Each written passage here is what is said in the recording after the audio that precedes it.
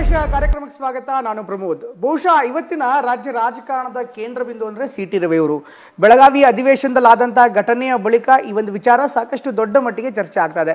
ಎಲ್ಲ ವಿಚಾರಗಳನ್ನು ಸಾಕಷ್ಟು ವಿವರವಾಗಿ ಮಾತನಾಡೋದಕ್ಕೆ ನಮ್ಮ ಜೊತೆಗೆ ಸ್ವತಃ ಸಿ.ಟಿ. ರವಿ ಅವರೇ ಜಾಯ್ನ್ ಆಗ್ತಿದ್ದಾರೆ. ಸಿ.ಟಿ. ರವಿ ಅವರೇ ಕಾರ್ಯಕ್ರಮಕ್ಕೆ ಸ್ವಾಗತ. ರವಿಯವರೇ, ಬಹುಶಃ ನೀವು ಸಾಕಷ್ಟು ಮಾತಾಡಿದಿರಿ. ಮೊನ್ನೆ ನಡೆದಂಥ ಘಟನೆಯಿಂದ ನಿನ್ನೆ ತನಕ ಇವತ್ತಿನ ತನಕ ಎಲ್ಲ ವಿಚಾರಗಳನ್ನು ಮಾತಾಡಿದಿರಿ. ಆದರೆ ನನ್ನ ಮೂಲಭೂತವಾದಂಥ ಪ್ರಶ್ನೆ, ಈ ಒಂದು ಅನಗತ್ಯವಾದಂಥ ಘಟನೆ ಬೇಕಿತ್ತಾ? ನಾನು ಇದೇ ಪ್ರಶ್ನೆಯನ್ನು ಸರ್ಕಾರಕ್ಕೆ ಕೇಳಕ್ಕೆ ಬಯಸ್ತೀನಿ. ನೀವು ಅನಗತ್ಯವಾಗಿ ಯಾಕೆ ವಿವಾದವನ್ನು ಕ್ರಿಯೇಟ್ ಮಾಡಿದಿರಿ? ಏನು ಸಾಧಿಸಿದ್ರಿ? ಏನು ಉದ್ದೇಶ ಇತ್ತು? ಸಭಾಪತಿಗಳು ರೂಲಿಂಗ್ ಕೊಟ್ಟ ಮೇಲೂ ಕೂಡ ನೀವು ದೂರು ಕೊಟ್ರಿ. ದೂರು ಕೊಟ್ಟ ತಕ್ಷಣ FIR ರಿಜಿಸ್ಟರ್ ಆಗತ್ತೆ. FIR ರಿಜಿಸ್ಟರ್ ಆದ ಕೆಲವೇ ಗಂಟೆಗಳ ಒಳಗೆ ನನ್ನ ಬಂಧನ ಆಗತ್ತೆ ವಿತೌಟ್ ನೋಟಿಸು. ಆಮೇಲೆ ಹೇಗೆ ನಡ್ಕೊಂಡ್ರಿ? ಯಾಕೆ ಬೇಕಿತ್ತ ನಿಮಗೆ? ಏನೋ ನನ್ನನ್ನು ಈ ರೀತಿ ಯಾಕೆ ಟಾರ್ಗೆಟ್ ಮಾಡಿದ್ರಿ? ಉದ್ದೇಶ ಏನು? ಹೆದರ್ಸೋಕೆ ಮಾಡಿದ್ರೋ ಅಥವಾ ಇನ್ನೇನಾದ್ರು ಷಡ್ಯಂತ್ರ ಇತ್ತೋ? ನಾನು ಅದನ್ನೇ ಇವರಿಗೆ ಪ್ರಶ್ನೆ ಕೇಳಲಿಕ್ಕೆ ಬಯಸೋದು, ಯಾಕೆ ಮಾಡಿದ್ರಿ? ನೀವು ಸಭಾಪತಿಗಳನ್ನು ಮುಂದಿಟ್ಟು ಎಲ್ಲೋ ಒಂದು ಕಡೆಗೆ ಅವರಿಂದ ರಕ್ಷಣೆ ಪಡಿತಿದ್ದೀರಾ? ಈ ಒಂದು ಪ್ರಶ್ನೆ ಸಹಜವಾಗಿದೆ. ಯಾಕೆಂದರೆ ಅಫ್ಕೋರ್ಸ್ ಸಭಾಪತಿಗಳ ರೂಲಿಂಗ್ ಕೂಡ ಅಷ್ಟೇ ಮುಖ್ಯ. ಬಟ್ ನಿಜ ಹೇಳಿ, ಆ ಘಟನೆ ಆಗಿದೆಯೋ ಆಗಿಲ್ವೋ? ನೀವು ಆ ಶಬ್ದ ಬಳಸಿದ್ರೋ ಬಳಸಿಲ್ವೋ? ನೋಡಿ, ನೀವೇನಂದರೆ ಇವತ್ತು ನ್ಯಾಯಾಲಯದ ಮುಂದೆ ತನಿಖೆ ಇದೆ. ನ್ಯಾಯಾಲಯ ನಮ್ಗೆ ಹೇಳಿದೆ ಬೇಲ್ ಕೊಟ್ಟು, ಇಂಟ್ರಿಮ್ ಬೇಲ್ ಕೊಟ್ಟು ತನಿಖೆಗೆ ಸಹಕರಿಸಬೇಕು ಅಂತ. ನಾನು ಆ ವಿಷಯದಲ್ಲಿ ಹೆಚ್ಚು ಮಾತಾಡೋಕ್ಕಾಗಲ್ಲ. ಈಗ ನಾನು ತನಿಖಾಧಿಕಾರಿಯ ಮುಂದೆನೇ ಅವ್ರ ಪ್ರಶ್ನೆಗಳಿಗೆ ಉತ್ತರ ಕೊಡಬೇಕಾಗತ್ತೆ. ಈಗ ಪಬ್ಲಿಕ್ ಡೊಮೈನಲ್ಲಿ ಈಗ ಹೆಚ್ಚು ಮಾತಾಡೋಕ್ಕಾಗಲ್ಲ. ಅದರ ಹಿಂದಿನ ಘಟನೆಗಳು, ಮುಂದಿನ ಘಟನೆಗಳ ಬಗ್ಗೆ ಮಾತಾಡ್ಬೋದು. ಈಗ ಅದ್ರ ಬಗ್ಗೆ ಏನಾದ್ರು ಮಾತಾಡಬೇಕು ಅಂತ ಹೇಳಿದ್ರೆ ತನಿಖೆ ಮುಗಿಯೋವರೆಗೂ ನಾನು ತನಿಖಾಧಿಕಾರಿ ಮುಂದೆಯೇ ಮಾತಾಡಬೇಕಾಗತ್ತೆ. ಅಲ್ಲ, ಬಟ್ ನಾನು ಯಾಕೆ ಈ ಪ್ರಶ್ನೆ ಕೇಳ್ತೇನೆ, ಅಫ್ಕೋರ್ಸ್ ಅದಕ್ಕೆ ಕೆಲವೊಂದಿಷ್ಟು ಲೀಗಲ್ ಬಾಂಡಿಂಗ್ ಇರ್ಬೋದು. ಇವತ್ತು ಸಾಮಾಜಿಕ ಜಾಲತಾಣಗಳಲ್ಲಿರ್ಬೋದು, ಮಾಧ್ಯಮಗಳಲ್ಲಿರ್ಬೋದು, ನೀವು ಮಾತನಾಡುವಂಥ ಆ ಪದ ಬಳಕೆ ಇವತ್ತಿಗೂ ಕೂಡ ಇದೆ, ಪಬ್ಲಿಕ್ ಡೊಮೈನಲ್ಲಿ ಇದೆ. ನೀವು ಒಂದು ಕಡೆಗೆ ಹೇಳ್ತಾ ಇದ್ರೆ ನಾನು ಆ ಶಬ್ದ ಬಳಸೇ ಇಲ್ಲ ಅಂತ, ಆದರೆ ಆ ಪದ ಇವತ್ತಿಗೂ ಕೂಡ ಚಾಲ್ತಿಯಲ್ಲಿದೆ. ಅದೇ ಒಂದು ವಿಚಾರವನ್ನು ಮುಂದಿಟ್ಕೊಂಡು ಪ್ರಶ್ನೆಯನ್ನು ಮಾಡಲಾಗ್ತಾ ಇದೆ. ಅಲ್ಲ, ನಿಮ್ಗೇನಂದರೆ ನೀವು ಯಾವುದನ್ನು ಬಳಕೆ ಮಾಡಿದ್ದೀರಿ ಅಂತ ಹೇಳ್ತಿದ್ದೀರೋ ನನಗೆ ಗೊತ್ತಿಲ್ಲ, ಯಾವ ವಿಷಯದ ಬಗ್ಗೆ ನೀವು ಹೇಳ್ತಾ ಇದ್ದೀರಿ ಅಂತ. ಹಾಗಾಗಿ ಈ ತನಿಖೆ ಆಗಬೇಕಾದ್ರೆ ತನಿಖೆಯಲ್ಲಿ ರವಿ ಮಾತಾಡಿದ್ನೋ ಅಥವಾ ಇನ್ಯಾರೋ ಮಾತಾಡಿದ್ರೋ ಅಥವಾ ಏನೂ ಮಾತಾಡೇ ಇಲ್ವೋ, ಇವೆಲ್ಲವೂ ತನಿಖೆಯಲ್ಲಿ ಗೊತ್ತಾಗಬೇಕಾಗಿರೋ ಸಂಗತಿಗಳು. ನೀವು ಆ ಪದ ಬಳಸಿಲ್ಲ, ಫ್ರಸ್ಟ್ರೇಟೆಡ್ ಪದ ಬಳಸಿರಿ ಅಂತ ಹೇಳಿದ್ರಲ್ಲ, ಅದೇ ಪದದ ಬಗ್ಗೆ ನಾನು ಕೇಳ್ತಾ ಇರೋದು. ಅಲ್ಲ, ನನಗೇನಂತಂದರೆ ನನಗೆ ಸಭಾಪತಿಗಳು ಕರೆದಾಗ ಸಭಾಪತಿಗಳ ಮುಂದೆ ವಿಷಯವನ್ನು ಇಟ್ಟಿದ್ದೇನೆ. ಅವರು ನನ್ನ ಹೇಳಿಕೆ ಮಾತ್ರ ತಗೊಳ್ಳದೆ ಎಲ್ಲ ದಾಖಲೆಗಳನ್ನು ಪರಿಶೀಲನೆ ಮಾಡಿದ ಮೇಲೆ ಅವರೊಂದು ನಿರ್ಣಯಕ್ಕೆ ಬಂದು ರೂಲಿಂಗ್ ಕೊಟ್ಟಿದ್ದಾರೆ. ನಾನು ಕಾಂಗ್ರೆಸ್ನವರಿಗೆ ಅವ್ರ ರೂಲಿಂಗನ್ನು ಹೊರಗಡೆ ಪ್ರಶ್ನೆ ಮಾಡೋಕ್ಕಾಗಲ್ಲ. ಅವ್ರ ರೂಲಿಂಗನ್ನು ಕಾಂಗ್ರೆಸ್ನವರು ಅದನ್ನು ರೂಲಿಂಗನ್ನು ನ್ಯಾಯಾಲಯಕ್ಕೆ ತಗೊಂಡೋಗಿ ಪ್ರಶ್ನೆ ಮಾಡಲಿಕ್ಕೆ ನಿಯಮಾವಳಿಗಳಲ್ಲಿ ಅವಕಾಶ ಇದೆಯಾ ಹೇಳಿ? ನಮ್ಮ ಕಸ್ಟೋಡಿಯನ್ ಯಾರು? ಅದನ್ನು ಇಟ್ಕೊಂಡು ಸುವರ್ಣಸೌಧದ ಕಾರಿಡಾರ್ಗಳಿಗೆ ಗುಂಡಗಳನ್ನು ಕಳಿಸಿ ಕೊಲೆ ಮಾಡಿಸೋದಕ್ಕೆ ಪ್ರಯತ್ನ ಮಾಡೋದು ಸಮ್ಮತವಾ? ಮತ್ತು ಸರಿ ತಪ್ಪನ್ನು ತನಿಖಾ ವರದಿ ಹೇಳಬೇಕು, ನ್ಯಾಯಾಂಗ ಹೇಳಬೇಕು. ನಾನು ಒಪ್ಕೊಳ್ತೀನಿ. ತನಿಖಾ ವರದಿ, ನ್ಯಾಯಾಂಗ, ಅಂತಿಮವಾಗಿ ತೀರ್ಪು, ನ್ಯಾಯಾಂಗದ ಏನು ತೀರ್ಪು ಬಂದರೂ ಕೂಡ ನಾನು ಒಪ್ಕೊಳ್ತೀನಿ. ನಾನು ಕೇಳ್ತಾರೆ, ನಿಮ್ಮ ಆತ್ಮಸಾಕ್ಷಿಯ ನ್ಯಾಯಾಲಯದಲ್ಲಿ ನೀವು ಕಟಕಡೆಯಲ್ಲಿದ್ದೀರೋ ನೇರವಾಗಿದ್ದೀರೋ? ಆತ್ಮಸಾಕ್ಷಿಯ ನ್ಯಾಯಾಲಯದಲ್ಲಿ ಪ್ರತಿನಿತ್ಯ ನಾನು ಸರಿ ತಪ್ಪುಗಳನ್ನು ಒಪ್ಪಿಸ್ಕೊಳ್ಳೋ ಕೆಲಸ ಮಾಡ್ತಾನೆ ಇರ್ತೀನಿ, ಪ್ರತಿನಿತ್ಯ. ಹಾಗಾಗಿ ಆತ್ಮಸಾಕ್ಷಿಯ ನ್ಯಾಯಾಲಯದಲ್ಲಿ ಪ್ರತಿನಿತ್ಯ ಪ್ರತಿಘಟನೆಗಳ ಬಗ್ಗೆಯೂ ಕೂಡ ನನ್ನನ್ನು ನಾನು ಒಪ್ಪಿಸ್ಕೊಳ್ತಕ್ಕಂಥ ಮತ್ತು ತಪ್ಪನ್ನು ಸರಿಪಡ್ಕೊಳ್ತಕ್ಕಂಥ, ಸರಿಯಾಗಿದ್ದರೆ ದಾರಿಯಲ್ಲಿ ಮುಂದೆ ಹೋಗೋ ಕೆಲಸನ ಮಾಡ್ತಾ ಬಂದಿರೋ ಕಾರಣಕ್ಕೋಸ್ಕರನೇ ಒಬ್ಬ ಸಾಮಾನ್ಯ ರೈತನ ಮಗ, ಒಬ್ಬ ಬೂತ್ ಮಟ್ಟದ ಕಾರ್ಯಕರ್ತನಾಗಿ ಬಂದವನನ್ನು ಪಾರ್ಟಿ ಈ ಹಂತದವರೆಗೂ ನನಗೆ ಅವಕಾಶವನ್ನು ಕೊಟ್ಟು ಬೆಳೆಸಿದೆ. ನಾನು ಆ ರೀತಿ ನನ್ನನ್ನು ನಾನು ಸುಧಾರಿಸ್ಕೊಳ್ಳೋ ಕೆಲಸ ಮಾಡದೇ ಇದ್ದಿದ್ರೆ ಈ ಹಂತಕ್ಕೆ ಬರೋಕ್ಕೆ ಸಾಧ್ಯನೇ ಆಗ್ತಿರಲಿಲ್ಲ. ಮೊನ್ನೆ ನಡೆದಂಥ ಘಟನೆಯಲ್ಲಿ ನಿಮ್ಮ ಆತ್ಮಸಾಕ್ಷಿ ಏನು ಹೇಳುತ್ತೆ? ಯಾವ ತೀರ್ಪು ಕೊಟ್ಟಿದೆ? ಈ ಸರಿತಪ್ಪುಗಳ ಆತ್ಮಾವಲೋಕನದಲ್ಲಿ, ಸರಿತಪ್ಪುಗಳ ಚಿಂತನಾ ಮಂಥನದಲ್ಲಿ ಏನು ತೀರ್ಪು ಕೊಟ್ಟಿದೆ ನಿಮ್ಮ? ಇದೆಲ್ಲವನ್ನು ನೀವು ಎನ್ಕ್ವೈರಿಯಾಗಿ ನ್ಯಾಯಾಂಗದ ತೀರ್ಪು ಬಂದ ಮೇಲೆ ಕೇಳಿ ಹೇಳ್ತೀನಿ ನಾನು. ಆ ಹಂತ ಸಾರ್ವಜನಿಕವಾಗಿ ಹೇಳೋ ಹಂತದಲ್ಲಿಲ್ಲ, ನೀವು ಕೇಳೋ ಹಂತದಲ್ಲೂ ಇಲ್ಲ. ಈ ಕಾರಣಕ್ಕೆ, ಸಬ್ಜುಡಿಸ್ ಕಾರಣಕ್ಕೆ ಮತ್ತು ನಮಗೊಂದು ನಿರ್ಬಂಧ ಇರೋ ಕಾರಣಕ್ಕೆ ಆಮೇಲೆ ಕೇಳಿ ಹೇಳ್ತೀನಿ. ನಾನು ಕೇಳ್ತಾ ಇರುವಂಥದ್ದು ಕಲಾಪ ಮುಗಿದೋಗಿದೆ, ಕಲಾಪ ಆದಮೇಲೆ ಘಟನೆ ಸದನದ ಒಳಗಡೆ ನಡೆದಿದೆ. ಹಾಗಾದರೆ ಆರೋಪಿಗೆ ಅಥವಾ ಆರೋಪಿ ಯಾರು ವಿಕ್ಟಿಮ್ ಇದ್ದಾನೆ ಅವನಿಗೆ ನ್ಯಾಯ ಕೇಳ್ತಾ ಇರೋದು ತಪ್ಪಾ? ಅಲ್ಲ, ನೀವು ಈ ಪ್ರಕರಣದ ಬಗ್ಗೆ ಅಂತ ಕೇಳಿದ್ರೆ ನಾನು ಹೇಳಕ್ ಬರಲ್ಲ. ಮೊನ್ನೆ ನಡೆದಂತ ಪ್ರಕರಣ ನಾನು ಹೇಳಕ್ ಬರಲ್ಲ. ಅಥವಾ ಅವರಾಗಿ ಈ ಥರದ ಘಟನೆಗಳು ನಡೆದ್ರೆ ಅಥವಾ ಇನ್ಯಾವುದೇ ಘಟನೆಗಳು ನಡೆದ್ರೆ ಸದನದಲ್ಲಿ ಪ್ರೈಮಾ ಫೇಸಿಯನ್ನು ಮತ್ತು ಇದಲ್ಲದೆ ಇಲ್ಲದೆ ಇರುವಂಥ, ಅಂದರೆ ಸದನದಲ್ಲಿ ರೆಕಾರ್ಡ್ ಮಾಡುವ ವ್ಯವಸ್ಥೆ ಅಲ್ಲದೆ ಇರೋದು ಒಂದಷ್ಟು ವ್ಯವಸ್ಥೆಗಳಿದೆಯಲ್ಲ, ಅದನ್ನೆಲ್ಲವನ್ನು ಸಭಾಪತಿಗಳೇ ತೀರ್ಮಾನಿಸಬೇಕು. ಯಾಕೆಂದರೆ ಅವರು ಆ ಸದನದ ಮುಖ್ಯಸ್ಥರವರು ಹೇಗೆ ನ್ಯಾಯಾಲಯಕ್ಕೆ ನ್ಯಾಯಾಧೀಶರು ಮುಖ್ಯಸ್ಥರಾಗಿರ್ತಾರೋ, ಅದಕ್ಕೆ ಮುನ್ಸಿಪ್ ಆದರೆ ಮುನ್ಸಿಪ್ ಕೋರ್ಟ್ ಜಡ್ಜು, ಹೈಕೋರ್ಟ್ ಆದರೆ ಹೈಕೋರ್ಟ್ ಜಡ್ಜು, ಹೀಗೆ ಅವರೇನು ಮುಖ್ಯಸ್ಥರಾಗಿರ್ತಾರೋ ಹಾಗೆ ಸದನಕ್ಕೆ ವಿಧಾನ ಪರಿಷತ್ತಿಗಾದರೆ ಸಭಾಪತಿ, ವಿಧಾನಸಭೆಗಾದರೆ ಸ್ಪೀಕರು ಅವರೇ ಮುಖ್ಯಸ್ಥರಾಗಿರ್ತಾರೆ. ಅವರೇ ತೀರ್ಮಾನ ಮಾಡಬೇಕು. ಈ ಥರದ್ದು ಏನಾದ್ರು ದೂರುಗಳು ಬಂದರೆ, ಪ್ರಕರಣಗಳು ಬಂದರೆ. ಇದಾದ್ಮೇಲೂ ಕೂಡ ನಿಮ್ಮ ಮೇಲೆ FIR ಆಗಿದೆ, ನೀವು ಇದೇ ಆಧಾರದಲ್ಲಿ ಈ ಕೋರ್ಟಲ್ಲಿ ಕ್ವಶನ್ ಮಾಡ್ಬೋದಾಗಿತ್ತಲ್ಲ. ಈಗಲೂ ಕೂಡ ಮುಂದೆನೂ ಕೂಡ ಇದೇ ಮಾಡ್ತಾರೆ. ಅಫ್ಕೋರ್ಸ್ ಈಗ ನೀವು ಹೇಳ್ತಾ ಇರುವಂಥದ್ದು FIR ಆಗಿದ್ದೇ ತಪ್ಪು, ಬಂಧನ ಮಾಡಿದ್ದೇ ತಪ್ಪು ಅಂತ. ಈ ಪ್ರಕರಣವನ್ನೇ ಕೋರ್ಟಲ್ಲಿ ತಗೊಂಡು ಇನ್ಫ್ಯಾಕ್ಟ್ ಕೋರ್ಟ್ ಮೆಟ್ಲೆ ಹತ್ತಿಸಿದೆ ಅನ್ನೋದು ನಿಮ್ಮ ವಾದ, ತಪ್ಪು. ಅದನ್ನು ಸಭಾಪತಿಗಳ ರೂಲಿಂಗ್ಗೆ ಅಂತಿಮ ಅಂತ. ಅಟ್ ದ ಸೇಮ್ ಟೈಮ್ ಇದೇ ವಾದವನ್ನು ಮುಂದಿನ ದಿನಗಳಲ್ಲೂ ಕೂಡ ಇದೇ ಇಡ್ತೀರಾ? ಈಗಾಗಲೇ ನಿಮ್ಮ ವಾದ ಇದೆ ಅಲ್ಲ. ನೀವೇನಂದರೆ ಈ ನ್ಯಾಯಾಲಯಕ್ಕೆ ಸಂಬಂಧಪಟ್ಟಂತೆ ನೀವು ಎಷ್ಟು ಪ್ರಶ್ನೆ ಕೇಳಿದ್ರೂ ನನಗೊಂದು ಮಿತಿ ಇದೆ. ಅಲ್ಲಲ್ಲ, ನನ್ನ ಮಿತಿ ಇದೆ. ನಾನು ನೋಡಿ, ನಾವೇನಂದರೆ ಸಂವಿಧಾನಬದ್ಧವಾಗಿರ್ತಕ್ಕಂಥ ಎಲ್ಲ ಆಯಾಮಗಳನ್ನು ಕೂಡ ನಾವು ನಮ್ಮ ಪಕ್ಷದ ಪ್ರಮುಖರು, ಕಾನೂನು ತಜ್ಞರ ಜೊತೆನಲ್ಲಿ ಸಮಾಲೋಚನೆ ಮಾಡ್ತೀವಿ.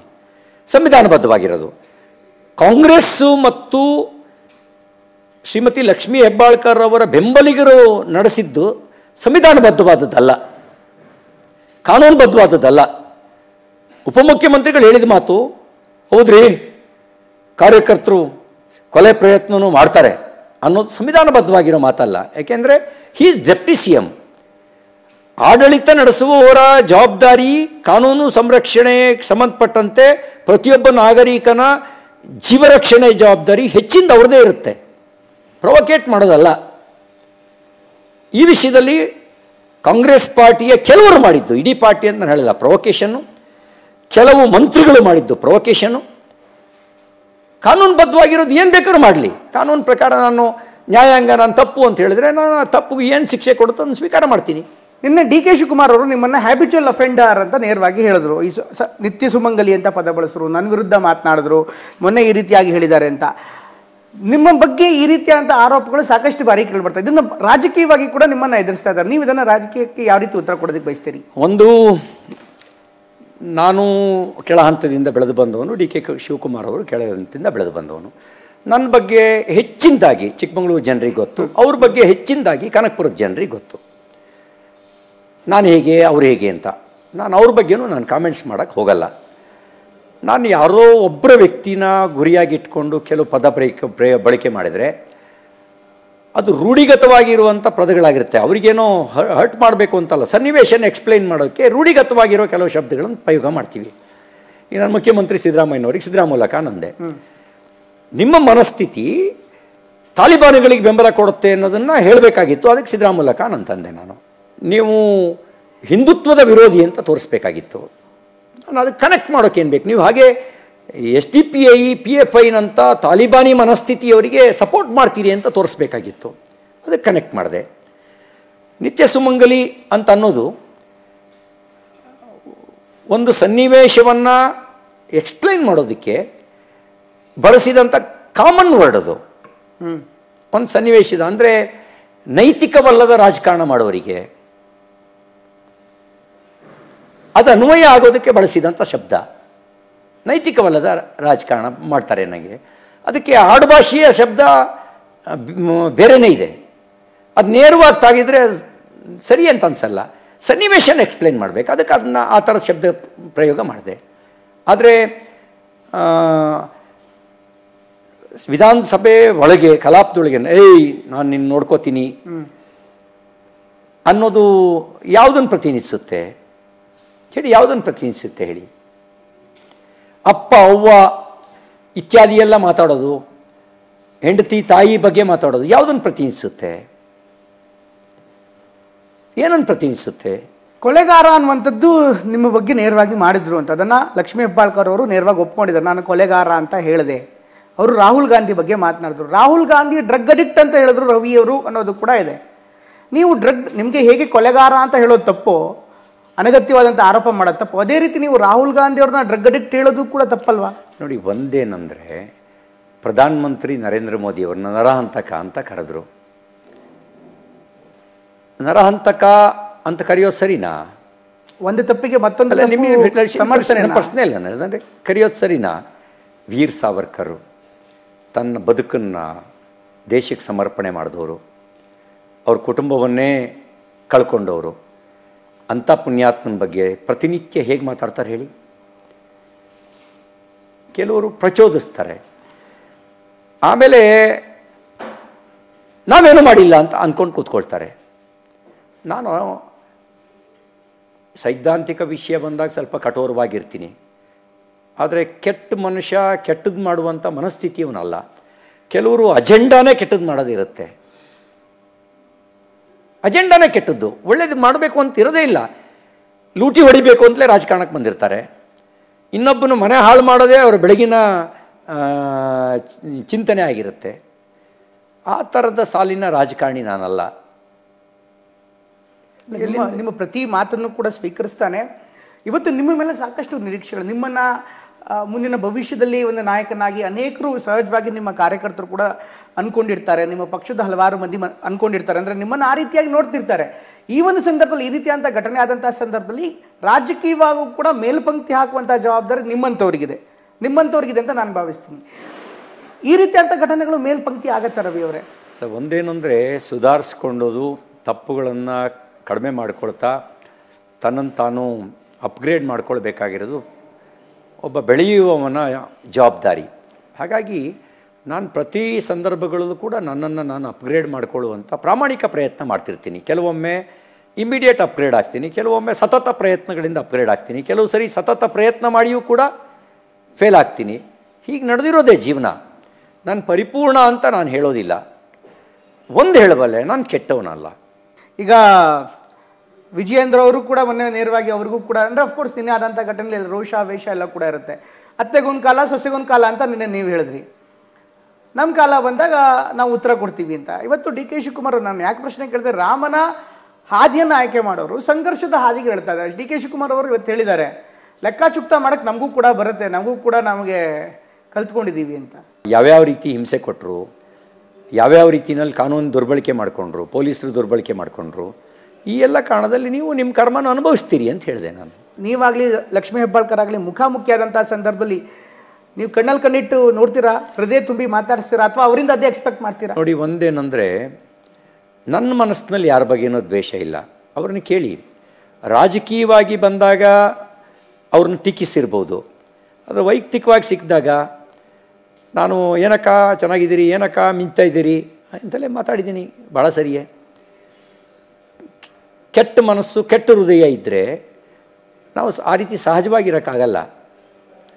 ನನ್ನ ಒಂದು ವಿಷಯದಲ್ಲಿ ನಾನು ವಿಶ್ವಾಸದಿಂದ ಹೇಳಬಲ್ಲೆ, ನನಗೆ ಕೆಟ್ಟ ಮನಸ್ಸು ಇಲ್ಲ, ಕೆಟ್ಟ ಹೃದಯನೂ ಇಲ್ಲ. ನಾಳೆ ಅವರು ಭೇಟಿಯಾದಾಗ ಇದೇ ಮಾತನ್ನು ಅವ್ರಿಗೆ ಹೇಳ್ತೀರಾ? ಮಾತನಾಡುವಂಥ ಟರ್ಮ್ಸಲ್ಲಿ ನೀವು ಇರ್ತೀರಾ ಅಂತ ಮುಂದಿನ? ಅಂದರೆ ನಾನು ನಿಮ್ಗೆ ಹೇಳಿದ್ದೀನಿ, ನನಗೆ ನಡೆಸ್ಕೊಂಡ ರೀತಿ ನನಗೆ ಆಘಾತವನ್ನು ತಂದಿದೆ, ಮತ್ತು ಇದು ಈ ಥರ ಮಾಡ್ಬೋದು ಅನ್ನುವ ಧೈರ್ಯ ಹೇಗೆ ಬಂತು ಅಂತ ಯೋಚಿಸಂಗೂ ಆಗಿದೆ. ಸತೀಶ್ ಜಾರಕಿಹೊಳಿ ಅವರು ಹೇಳಿದ್ರು, ಇಬ್ಬರಿಗೂ ಕೂಡ ಮನವಿ ಮಾಡಿದ್ದಾರೆ, ಇಬ್ಬರಿಗೂ ಕೂಡ, ನಿಮಗೆ ಮತ್ತು ಲಕ್ಷ್ಮೀ ಹೆಬ್ಬಾಳ್ಕರ್ ಅವರಿಗೆ, ಪ್ರಕರಣ ಇಲ್ಲಿಗೆ ಕೈ ಬಿಡಬೇಕು ಸಾಕು ಅಂತ. ಸಭಾಪತಿಗಳ ಚೇಂಬರ್ ಒಳಗೆ ಮುಗಿದಿದ್ರೆ, ಅವ್ರ ರೂಲಿಂಗಿಗೆ ಮುಗಿದಿದ್ರೆ ಮುಕ್ತಾಯ ಆಗ್ತಿತ್ತು. ಅಲ್ಲಿಂದ ಬಂದು FIR ದಾಖಲಿಸಿ ಎಲ್ಲ ನಿಯಮಗಳನ್ನು ಉಲ್ಲಂಘನೆ ಮಾಡಿ ನನ್ನನ್ನು ಬಂಧಿಸಿ ಮಾನಸಿಕವಾಗಿ ದೈಹಿಕವಾಗಿ ಹಿಂಸೆ ಕೊಟ್ಟು ಕೊಲೆ ಮಾಡಿಸೋದಕ್ಕೂ ಪ್ರಚೋದಿಸಿ ಇವೆಲ್ಲ ಮಾಡಿದ ನಂತರ ಗಾಯ ತಕ್ಷಣ ಮಾಯುವಷ್ಟರ ಮಟ್ಟಿಗೆ ಉಳಿದಿಲ್ಲ. It will take A time, ಸಮಯ ತಗೊಳುತ್ತೆ. ಯಾಕೆಂದರೆ ಗಾಯನ ದೊಡ್ಡದು ಮಾಡಿಬಿಟ್ಟಿದ್ದಾರೆ. ಅಮಿತ್ ಶಾ ಅವರು ಕೊಟ್ಟಿರುವಂಥ ಹೇಳಿಕೆ ಸರಿನಾ? ವಾಸ್ತವಿಕ ನೆಲೆಯಲ್ಲಿ ಅಂಬೇಡ್ಕರ್ ಅವರಿಗೆ ಅಪಮಾನ ಮಾಡಿರೋದು ಕಾಂಗ್ರೆಸ್ಸು. ಇತಿಹಾಸದ ಸತ್ಯ, ಅದು ಐತಿಹಾಸಿಕ ಸತ್ಯ. ಇಡೀ ಅಂಬೇಡ್ಕರ್ ಕುರಿತಾಗಿರ್ತಕ್ಕಂಥ ಅಮಿತ್ ಶಾ ಅವರ ಮಾತನ್ನು ಕೇಳಿದಾಗ ಕಾಂಗ್ರೆಸ್ನೇ ಎಕ್ಸ್ಪೋಸ್ ಮಾಡಿದ್ದಾರೆ. ಅಂಬೇಡ್ಕರ್ ಅವರಿಗೆ ಅಗೌರವ ತೋರಿಸಿಲ್ಲ, ಆದರೆ ತಿರುಚಿ ಅಂಬೇಡ್ಕರ್ ಅವರಿಗೆ ಅಗೌರವ ತೋರಿಸಿದ್ದಾರೆ ಅಂತ ಕಟ್ ಆ್ಯಂಡ್ ಪೇಸ್ಟ್ ಮಾಡೋ ಕೆಲಸವನ್ನು ಕಾಂಗ್ರೆಸ್ಸಿಗರು ದುರ್ಲಾಭ ಪಡಿಬೋದು ಅನ್ನೋ ಸಂಚಿನ ಕಾರಣಕ್ಕೆ ಮಾಡಿದ್ರು. ಯಾವಾಗ ಇವತ್ತು ಪಬ್ಲಿಕ್ ಡೊಮೈನ್ನಲ್ಲಿ ಎಲ್ಲವೂ ಗೊತ್ತಾಗುತ್ತೆ, ಪೂರ್ತಿ ನೋಡಿದವ್ರು ತಕ್ಷಣವೇ ತಿರುಗುಬಾಣ ಆಗಿದ್ದು ಕಾಂಗ್ರೆಸ್ಸಿಗೆ. ಅವರು ಬೆತ್ತ ಕೊಟ್ಟು ಹೊಡೆಸ್ಕೊಂಡ್ರು. ನಿಮ್ಮ ಮನೆ ಅಂದರೆ BJPಯ ಮನೆ ಸಂಪೂರ್ಣವಾಗಿ ಛಿದ್ರ ಆಗಿದೆ ಅನ್ನುವಂಥ ಭಾವನೆ ಕಟ್ಟಕಡೆಯ ಕಾರ್ಯಕರ್ತನಲ್ಲೂ ಇದೆ. ನಿನ್ನೆ ಒಂದು ದೃಶ್ಯ ತುಂಬ ದೊಡ್ಡ ಮಟ್ಟಿಗೆ ಸೋಷಿಯಲ್ ಮೀಡಿಯಾದಲ್ಲಿ ವೈರಲ್ ಆಗಿತ್ತು. ನಿಮ್ಮ ಹೆಗಲ ಮೇಲೆ ವಿಜಯೇಂದ್ರ ಅವರು ಜೊತೆಯಾಗಿ ನಡ್ಕೊಂಡು ಹೋಗಿದ್ದು ಅಥವಾ ಜೊತೆಯಾಗಿದ್ದಂಥ ಫೋಟೋ ಸಾಕಷ್ಟು ಮಂದಿ ಚರ್ಚೆ ಆಯಿತು. ಇವತ್ತಿನ ಕಾಲದಲ್ಲಿ ಅಥವಾ BJP ಮನೆಗೆ ಅವಶ್ಯಕತೆ ಇದ್ದಂಥ ಚಿತ್ರ ಅಂದರೆ ಎಲ್ಲರೂ ಒಟ್ಟಾಗಿ ಬರ್ತಾ ಇರುವಂಥದ್ದು, ಒಟ್ಟಾಗಿ ನಿಲ್ಲುವಂಥದ್ದು. ಈ ಒಂದು ಘಟನೆ ಎಷ್ಟು ನಿಮಗೆ ಇಮೇಜ್ ವಿಚಾರನೋ ಅದು ಗೊತ್ತಿಲ್ಲ, ಆದರೆ ಈ ಒಂದು ಘಟನೆ BJP ನಾಯಕರನ್ನ ಗೂಡಿಸಿದೆ ಅನ್ನುವಂಥ ನಂಬಿಕೆ ನಿಮಗಿದೆಯಾ? ಇಲ್ಲಿಂದನಾದರೂ ಒಟ್ಟಾಗಿ ಜೊತೆಯಾಗಿ ಹೆಜ್ಜೆ ಹಾಕಬೇಕು ಅನ್ಸುತ್ತಾ? ಒಂದು ಘಟನೆಗಳೇ ಗೂಡಿಸಲ್ಲ. ನಾವೆಲ್ಲರೂ ನೋಡಿ, ಮನುಷ್ಯನಿಗೆ ಸ್ವಾಭಾವಿಕವಾಗಿ ಪೊಲಿಟಿಕಲ್ ಅಜೆಂಡಾ, ಪರ್ಸನಲ್ ಅಜೆಂಡಾ ಇರ್ತವೆ. ಅದು ಪಾರ್ಟಿಯ ಚೌಕಟ್ಟನ್ನು ಮೀರಬಾರ್ದು, ರಾಷ್ಟ್ರಹಿತವನ್ನು ಮೀರಬಾರ್ದು, ಜನಹಿತವನ್ನು ಮೀರಬಾರ್ದು. ಈ 3 ಸೂತ್ರನ ಅಳವಡಿಸ್ಕೊಂಡ್ರೆ ಸಾಕು. ಆವಾಗ ದ್ವೇಷವಾಗಿ ಪರಿವರ್ತನೆ ಆಗಲ್ಲ. ಇಲ್ಲ ಅಂದರೆ ಒಂದು ಕುರ್ಚಿ 15 ಜನ ಅಂದರೆ ಎಳೆದಾಕೋದು ಹೆಂಗೆ ಅಂತ ಯೋಚನೆ ಮಾಡ್ತಿರ್ತೀವಿ. ಎಳೆದಾಕೋದ್ರೊಳಗೆ ಇನ್ಯಾರೋ ಒಬ್ರಿಗೆ ಅದೃಷ್ಟದ ಲಾಭ ಆಗಿಬಿಡುತ್ತೆ. ಯಾಕೆಂದರೆ ಎಳೆಯೋದ್ರೊಳಗೆ ಮಗ್ನರಾಗಿಬಿಟ್ಟಿರ್ತೀವಲ್ಲ. ಅದಕ್ಕಿಂತ ಮೀರಿ ನಮ್ಮಲ್ಲಿ ಯಾರಿಗಾರು ಸಿಕ್ಕಲಿ, ನಾವೆಲ್ಲ ಒಂದು ಸಿದ್ಧಾಂತ ಪ್ರತಿನಿಧಿಗಳು, ಏನಿದ್ರೂ ಅವರು ಸಮಾಜಕ್ಕೆ ಒಳ್ಳೇದು ಮಾಡೋದಲ್ವಾ, ರಾಷ್ಟ್ರಕ್ಕೆ ಒಳ್ಳೇದು ಮಾಡೋದಲ್ವಾ, ಅವರಿಂದೆಲ್ಲರೂ ಒಳ್ಳೇದಾಗಲಿ ಅಂತ ಅಂದುಬಿಟ್ರೆ, ಆಗ ಅರ್ಜುನನಿಗೆ ಕೃಷ್ಣ ಸಾರಥಿಯಾದ. ಕೃಷ್ಣ ಅಷ್ಟೊಂದು ಸಾಮರ್ಥ್ಯ ಇದ್ದವನು, ಸಾರಥಿ ಆಗಬೇಕಾದ ಅವಶ್ಯಕತೆ ಇರಲಿಲ್ಲ. ಅಲ್ಲ, ನಿಮ್ಮಲ್ಲಿ ಸಾರಥಿ ಆಗೋನು ಯಾರು ಅಥವಾ ಮೊದಲ ಮಾತನ್ನು ಆಡೋರು ಯಾರು? ಅದಿರುವಂತಹ ಪ್ರಶ್ನೆ. BJPಯ ಸಮಸ್ಯೆ ಅಂದ್ರೆ ಎಲ್ಲರಿಗೆ ಎಲ್ಲವೂ ಗೊತ್ತು, ಸಮಸ್ಯೆಯ ಜೊತೆ ಪರಿಹಾರವೂ ಗೊತ್ತು, ಆದ್ರೆ ಪರಿಹಾರವನ್ನ ಹೇಳೋನು ಯಾರು, ಪರಿಹಾರವನ್ನ ಇಂಪ್ಲಿಮೆಂಟ್ ಮಾಡೋನು ಯಾರು, ಬೆಕ್ಕಿ ಗಂಟೆ ಕಟ್ಟೋರು ಯಾರು? ಇನ್ನೊಬ್ಬರ ಬಗ್ಗೆ ನಾನು ಹೇಳಲ್ಲ. ನಾನಂತೂ ಸ್ವಾರ್ಥಿ ಆಗೋದಕ್ಕಿಂತ ಸಾರ್ಥಿ ಆಗೋದಕ್ಕೆ ಪ್ರಯತ್ನ ಮಾಡ್ತೀನಿ. ಬೆಳೆದಿದ್ದು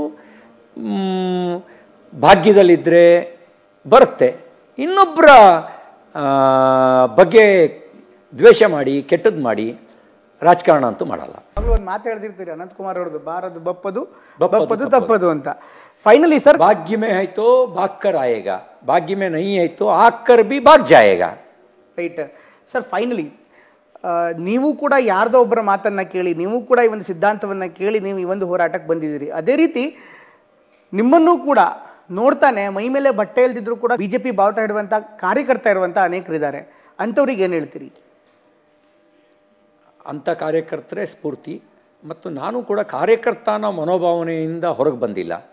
ಹೊರಗೆ ಬಂದರೆ ಅಹಂಕಾರ ಬರುತ್ತೆ. ನಾನು ಒಬ್ಬ ಕಾರ್ಯಕರ್ತ,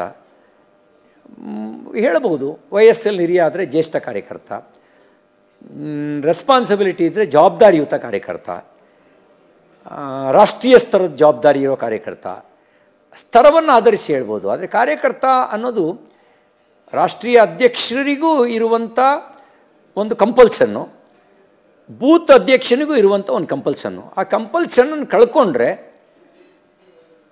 ನಮ್ಮ ಪಾರ್ಟಿಯ ಸಂಬಂಧವೇ ಹೋಗ್ಬಿಡುತ್ತೆ. ಕಾರ್ಯಕರ್ತ ಅನ್ನೋದೇ ಒಂದು ನಿರಂತರ ಸಂಬಂಧ. ಹಾಗಾಗಿ ಏನು ಒಂದು ವಿಚಾರಕ್ಕೆ ಕಟಿಬದ್ಧನಾಗಿ ಕಾರ್ಯ ಮಾಡೋದು ಆ ಪಕ್ಷದ ಕಾರ್ಯಕರ್ತ ಅನ್ನ. ಈಗ BJPಗೆ ಕಾರ್ಯ ಮಾಡಿದ್ರೆ BJP ಕಾರ್ಯಕರ್ತ, ಕಮ್ಯುನಿಸ್ಟಿಕ್ ಕೆಲಸ ಮಾಡಿದ್ರೆ ಕಮ್ಯುನಿಸ್ಟ್ ಕಾರ್ಯಕರ್ತ, ಕಾಂಗ್ರೆಸ್ಸಿಗೆ ಕೆಲಸ ಮಾಡಿದ್ರೆ ಕಾಂಗ್ರೆಸ್ ಕಾರ್ಯಕರ್ತ. ಆ ಬಾಂಡೇಜು ಪ್ರತಿಯೊಬ್ಬರಿಗೂ ಇರಲೇಬೇಕು. ಹಾಗಾಗಿ ಆ ಬಾಂಡೇಜು ಗಟ್ಟಿ ಇಟ್ಕೊಂಡೇ ಉಳಿದಿದ್ದೆಲ್ಲ ಕೆಲಸ ಮಾಡಬೇಕು. ನಾನು ಅದಕ್ಕೆ ಬದ್ಧ. ಧನ್ಯವಾದ ಸರ್, ನಮ್ಮ ಜೊತೆಗೆ ಇಷ್ಟ ತನಕ ಮಾತಾಡಿದೆ. Thank you so much. ನಮಸ್ಕಾರ. ಇದಿಷ್ಟು CT ರವಿಯವರ ಮಾತು. ಇದು ಈ ಹೊತ್ತಿನ ವಿಶೇಷ. ನಿರಂತರ ಸುದ್ದಿಗಾಗಿ ನೋಡ್ತಾ ಇರಿ TV9.